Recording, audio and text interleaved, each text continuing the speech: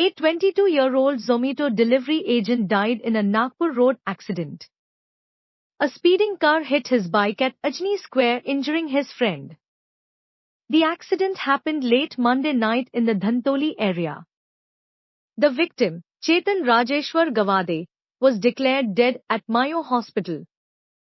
His 23-year-old friend sustained severe injuries and is under treatment. The driver, Ajnan Izrar Hussain, 25, was taken into police custody. The accident occurred while the duo was en route for a delivery.